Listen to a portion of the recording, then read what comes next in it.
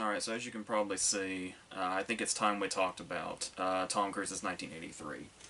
So, when you hear about these actors that have these years that just kind of really break them out, like Jim Carrey with 1994, for instance, um, there's this whole Tom Cruise area where he had The Outsiders in March, Losing It in April, and then Risky Business in August. But the thing about that, unlike something like what Carrey did in '94, was that not all of these were like massive hits. Obviously, we're looking at Losing It, which was kind of in the middle here. So he kind of started off with this. He did The Outsiders, and then just would appear to be in any other universe, just a couple of teen movies, and then he would have gone on and probably done stuff just kind of like this for the rest of his career.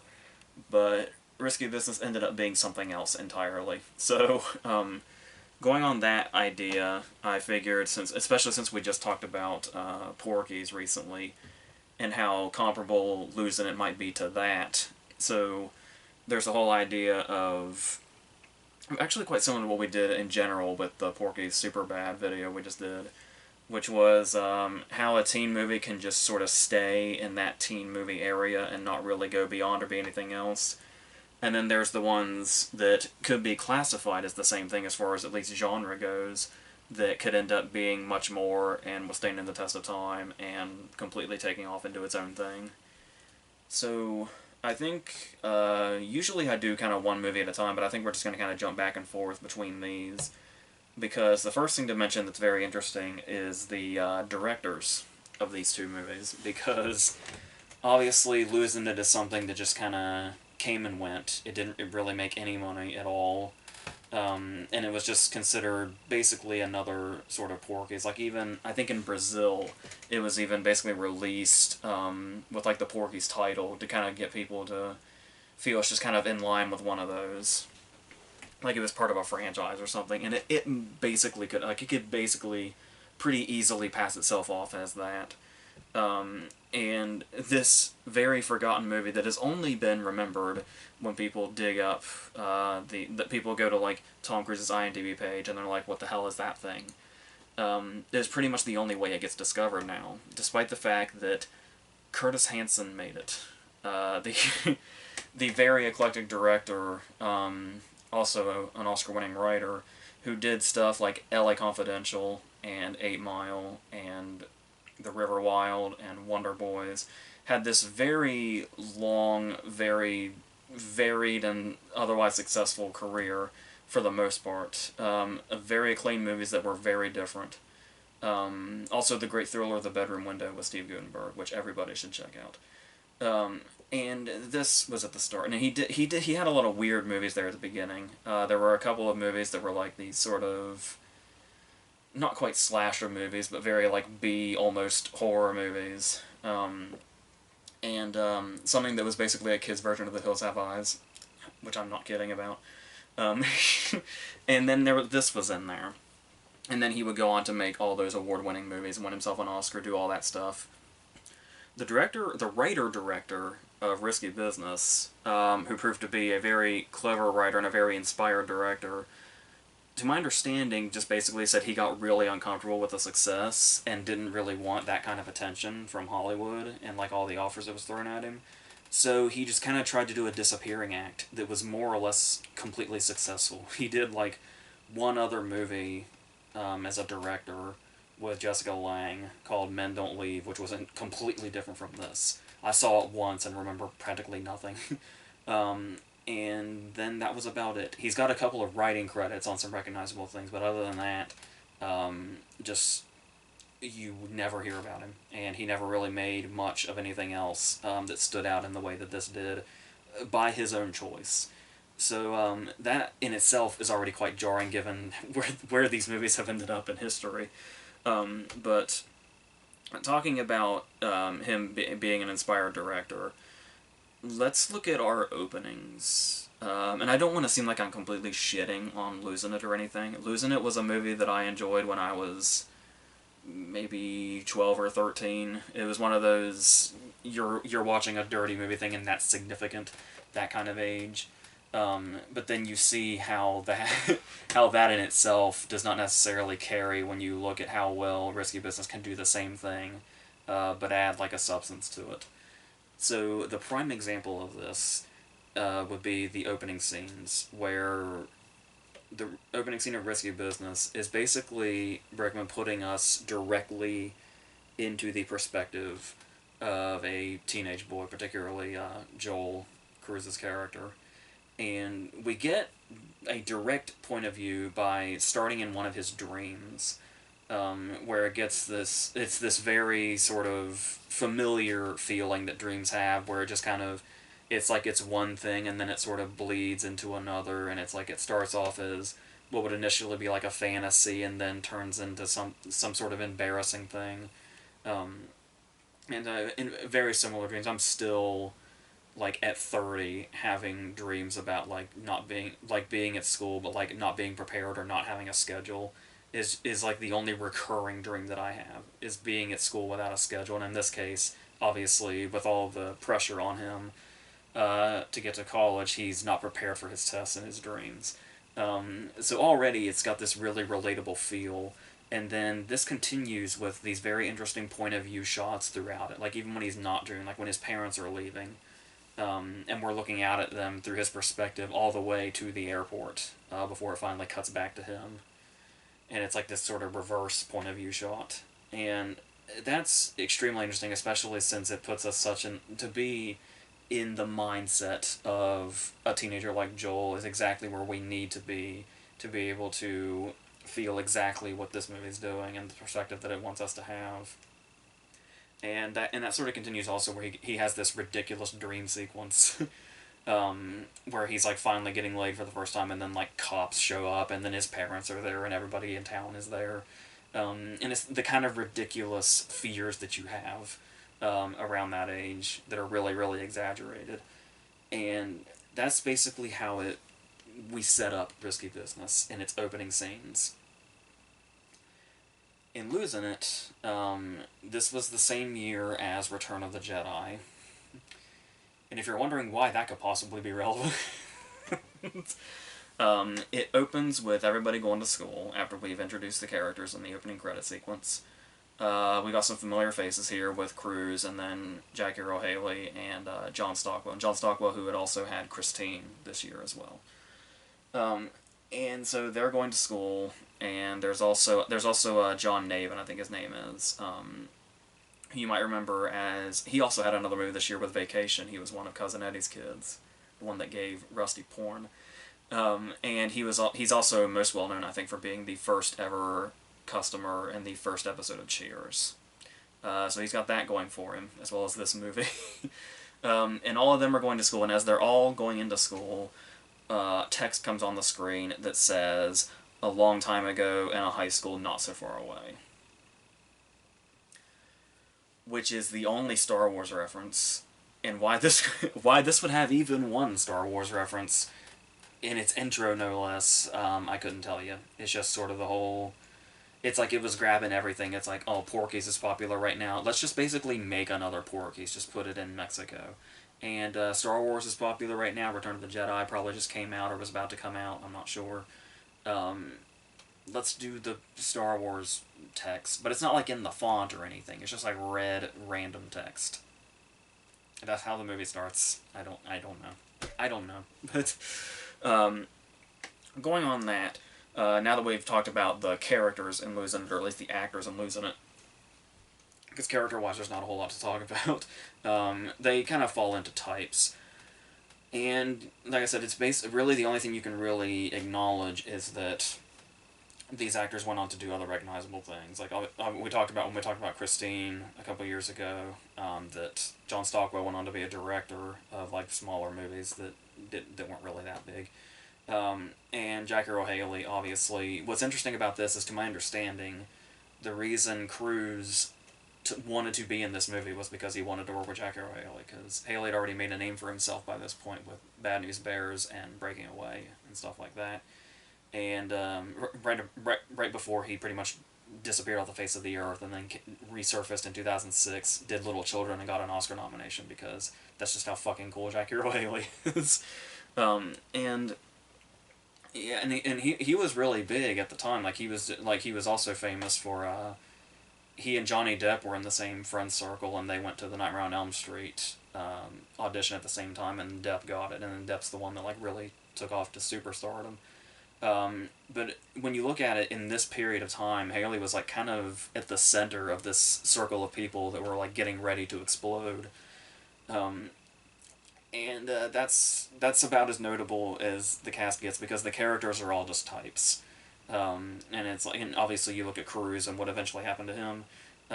Once again, just really playing the sort of virginal hero role, I guess. Haley's doing the sort of overzealous one, the one that's like really driving this whole thing, literally the one driving them to Mexico and saying we need to do this. He's the one that has the condoms in his pocket, tries to get all the alcohol and stuff like that. And I'm not sure what John Stockwell's doing. It's interesting that his character at some point at the bar, once they're in Mexico and they've already dealt with the hookers and stuff like that, he seems to have like these borderline sociopathic tendencies almost, and it gets there's not a whole lot of character work. It's all stuff that happens quite suddenly, and like they just kind of fit into these types, and he's the one that's like constantly starting fights and stuff like that.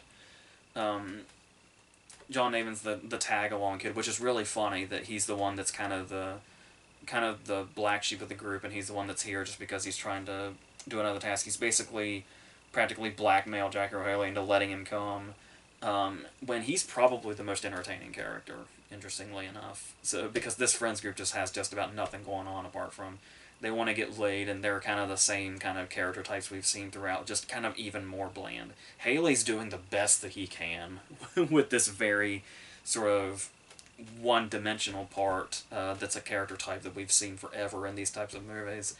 But it's just not really going anywhere. Like whenever I do watch Losing It now, I almost get like practically nothing out of it. Like it just kind of exists, and it sets up this whole thing where it's kind of like two movies, where the first half of it is them trying to get laid, and then there's like the middle portion where they do go to a brothel, but then there's a whole second half when they're just kind of getting into random trouble, and they meet Shelley Long along the way, and she's trying to run away from her husband, and they're throwing a whole lot of stuff out there, and just like none of it's sticking, none of it's making an impact whatsoever. Um, and you would think like at least if the characters were relatable or something, like that would go a long way in itself. But because they're such obvious types with nothing else to them, you can't really do what you can do in Risky Business when you see like Bronson Pinchot and Curtis Armstrong, where they're not like really really strong characters, and they don't have like really specific types about them, but that makes them real enough that like when you see Bronson Pinchot or Curtis Armstrong in Risky Business, you can probably like you can sort of see your own friends as those characters, like because of the interactions that they have and the way they talk to each other, and how they get each other into trouble a bit more naturally. Where like obviously Curtis Armstrong calls the number and then he eats it, which is a bit theatrical, but when you look at what's going on and Losing It, and it's like everybody's just trying to do this sort of, or the kind of trouble that they get into is very movie-like, where Risky Business has this really sort of grounded feel to it, and it's crazy. That's what makes Risky Business so interesting. Is you can look at it and you can see that the movie is about a teenage kid that has a prostitute come to his house, and they have their way with each other, and then this leads to a series of events that eventually gets his house turned into a brothel. And this is the grounded, realistic movie of this group. But the way it gradually gets to that point, it's like by the time his house is a brothel, you're just kind of like, you look back at the stepping stones we've gotten to this point, and it's like, yeah, this is about what would happen at this point. And it just becomes totally believable, interestingly enough. And I think a lot of that has to do with how believable the characters are. Because, obviously, with Joel, like I said, we start literally in his point of view. But the whole idea of him becoming this sort of entrepreneur type is so interesting in how Cruz plays it, because Cruz plays it so well, where he's so just sort of lost in this, and it's like he really kind of has, like, he's got all this stuff going on, like the whole Princeton stuff, and he's got all these tests and exams he's got to do, and he's got the interviewer coming. He's got to prepare for pretty much everything. But because he's a teenage boy, like all of this is like when sex comes into his mind, it's like the parting of the Red Sea, where like everything else just gets pushed to the side, and it's just sex constantly, and he just gets obsessed with this idea of all I have to do is call a number, and like somebody will be here, like in my house.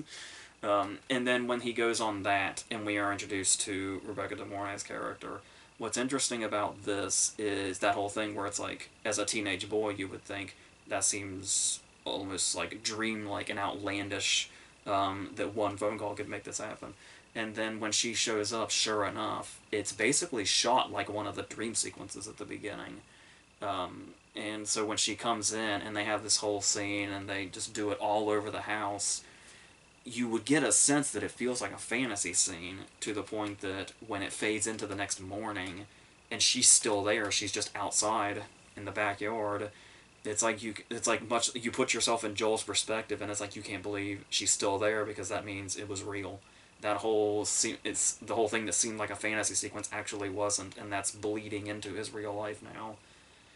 And the way they make that believable is with De Mornay's character feeling so real, because there's the whole thing where, like, she obviously, when she comes into the movie, she's like a fantasy, but then when she's interacting with Joel, she's almost still sort of cold enough to him to where, even though he's gotten to have his way with her all over the house in all the different rooms, even after this fact, the morning after, she still feels like the unobtainable girl in some sense. Like, she still has that air of, like, being this sort of fantasy thing, and then as it progresses and it goes on, she starts to feel more and more real, and has this, like there's more of a warmth to her that's real. She does have, like, very much that business side of her, and she's definitely got this sort of air of maturity that seems so far beyond Joel, like so far out of his league, but in the sense also to where it's like that there's such a maturity about her and the way she conducts her business that it's really pretty late in the movie when it's established that apparently they're around the same age.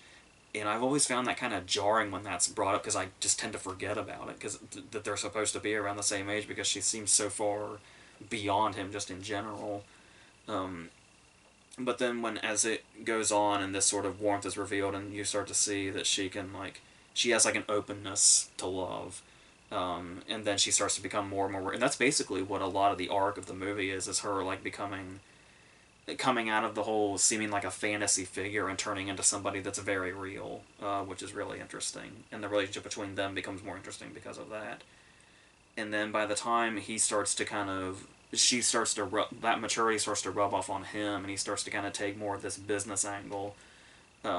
It's so interesting how different Cruz's performance seems from the beginning versus towards the end here. Like he's done like so much growing in just this very very small amount of time, in just like the span of a couple or a few days. But yet it's completely believable because of how Cruz plays it, and that in itself obviously helped a lot in regards to when you say Cruz's name. This will be one of the first movies that's mentioned, regardless of everything he's done up to this point. But the thing about it is, when you remember, and you kind of get the sense of this too, not just when you look up the history of his career, but just watching the movie itself, the extremely iconic scene where I've talked before about how there's a lot of current teen movies that seems to have like musical or dancing breaks, and they just feel like padding. Like they just feel like the writing has no ideas whatsoever. There's no creativity whatsoever. So movies nowadays will just throw in some random inane dancing scene or something. With He's All That, we just talked about that specifically. And just a lot of bad comedies do it, and you can tell it's just filler and nothingness. And completely the opposite of what we see here, where Old Time Rock and Roll starts and he slides into the frame. And it's at that moment that he slides into the frame that I think Tom Cruise exploded.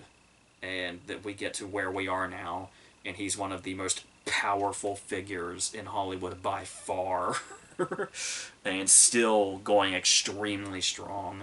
We're about to get another Top Gun. We're about to get our, what, 7th Mission Impossible, and soon to be 8th. And these are just the biggest movies that are happening right now, both in how successful they are and just the fucking size of them. And all of this stems from him. And I think how big he is now, you can trace all the way back to that moment that he slid out in that button-up shirt in his underwear, lip syncing to this song, and it's insane. And like I was talking about, it's the way this movie feels grounded. Like, we can take these things that sound outlandish on paper, but it does them so naturally and shows them off so naturally. Where stuff like Losin, it really depends on really over-the-top comedy and over-the-top situations that surely in most people's lives are situations that would never come to be, or would not have the consequences that these have. And maybe that's the job of a comedy that's as broad as something like Losing It or Porky's or something like that. But there's still that distance is there, and it shows immediately that Losing It is a movie that's long since been forgotten, and Risky Business is Risky Business, and it speaks for itself. So, and like every now and then we'll have like a comedic moment in Risky Business where, like, every time he runs up to the school, he tries the same locked door before he goes into the unlocked one on the left. It happens to him every time. Just little things like that. But there's also, like, the dialogue. Like, I was talking about his interactions with his friend specifically, and then with her also. It's clever dialogue, but it's not like with movies like Losing It and stuff like that, those broad comedies. It's clear that they're trying to have these sort of trying to have quotable dialogue, I think, is what they're going for, and they're trying to make the characters seem, while somewhat relatable, more like savvy than their audience. Trying to make characters that their very young and impressionable audience will like the character that Haley plays would almost seem like the idol to somebody that is, like, desperately trying to get laid at that age. And that's what they're trying to do with those, I think. And everything in Risky Business just feels really natural. They feel like they're saying real things to each other, and it's so natural, but still ends up having the effect that something like Losing It desires, that isn't reaching.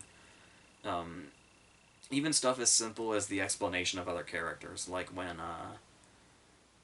Joe Pantoliano is first introduced and he's chasing them, and Curtis Armstrong calls him Guido the Killer Pimp, and it's like, I feel like he is only called that once in that one time that Curtis Armstrong calls him that, and I think there's been a long period in Joe Pantoliano's career, as many things as he's been in, as many iconic roles as he's had, he probably still hears Guido the Killer Pimp pretty regularly.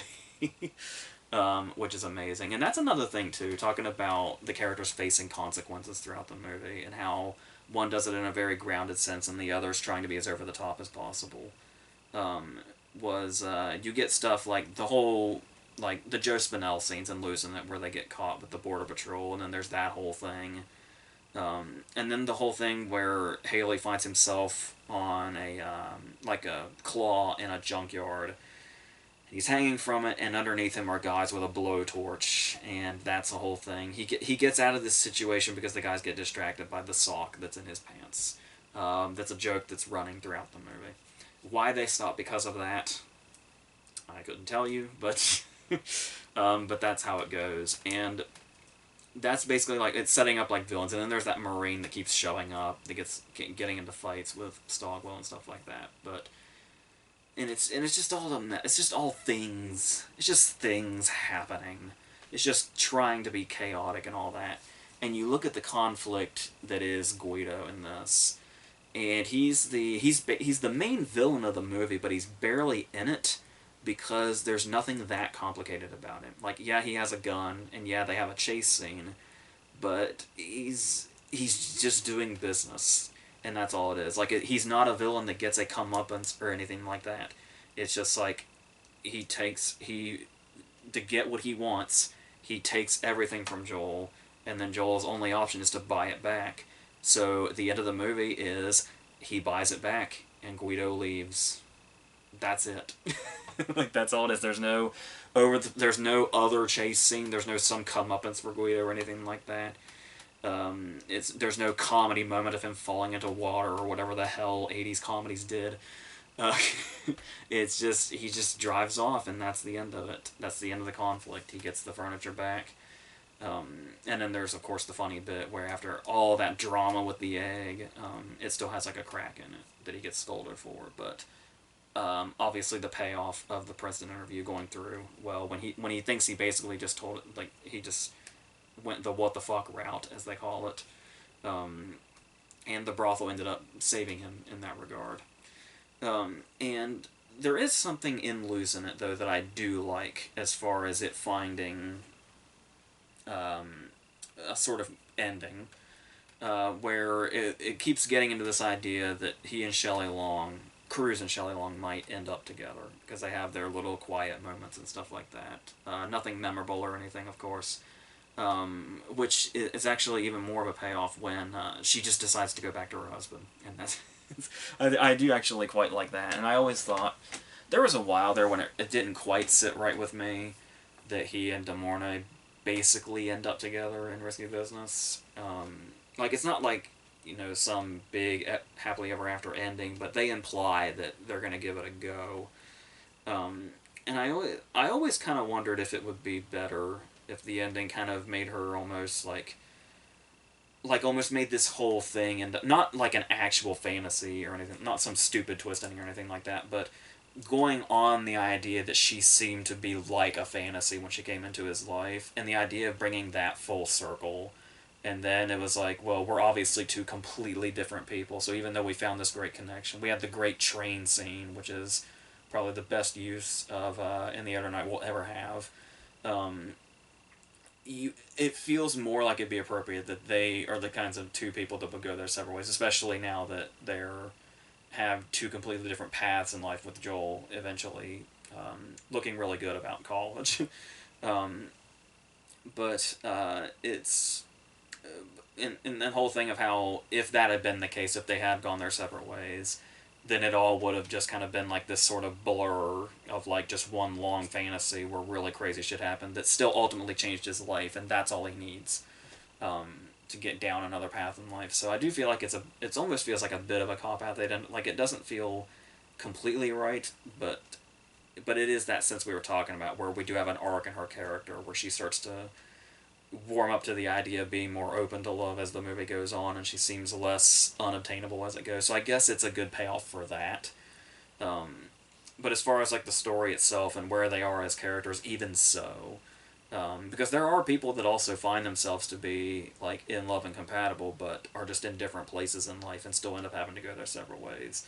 So I think it would have been. I guess it's believable either way, but I do think there would have been a bit more weight to the ending if they kind of went their separate ways. But maybe that's just me. But I guess the last thing to mention is just something very swift that doesn't really need much, and I've already kind of alluded to it a bit, especially with Risky Business. Both have killer soundtracks. Lucenitz is a bit more uninspired because it's just like it's kind of set in that, I think it's supposed to be the 60s, so it's got that very 60s themed soundtrack to it, which, you know, great songs, but it's, you know, what you would expect from that. And Risky Business has much more of a, I don't know if you call it inspired, but it's a memorable one. So I think that's pretty much all I really have to say about these. So I think it's pretty clear that I prefer one over the other. And like I said, I don't want to completely shit on stuff like Losing It, because it has its place. And it could be entertaining as like a throwaway thing, maybe, possibly. But it does have like, I don't know, it just doesn't really go anywhere, and you can feel it like pumping the brakes constantly, and it just never feels quite like it reaches any particular point, except for Shelley Long leaving. But apart from that, even that wasn't felt entirely earned or anything. So if her and Cruz's scenes have been more memorable, then maybe, but it's just sort of like, it's almost like a punchline more than anything else. which can be funny, but I don't know. But so yeah, obviously, clearly, Risky Business does everything it's setting out to do, and there's a reason that it is the classic status that it has, and it's probably a lot more clever than people remember if they haven't seen it for a long time. So it's definitely worth revisiting and looking at again. So that's where I stand with these and this very eventful 1983 that Cruise had. And like I said, once he reached August of it, after the other two movies had come out, where he was just kind of there, and there's other movies like The Outsiders obviously is great, but he's just kind of there in that one. And then here he's trying out the lead role, but he pretty much gets upstaged by Haley, and the movie is just throwaway. And here, finally, the third time was the charm, and off he went forever. So that's where I think I can leave this, I suppose. So we're gonna keep doing all the stuff I've been saying at the end of all the other videos, the verses, franchises, new releases, just hitting everything until October gets here, and then it's gonna be a lot of horror stuff, but also still new releases and other stuff like that, individual stuff, and then we'll go from there. So until whatever the next thing is, I think that's it.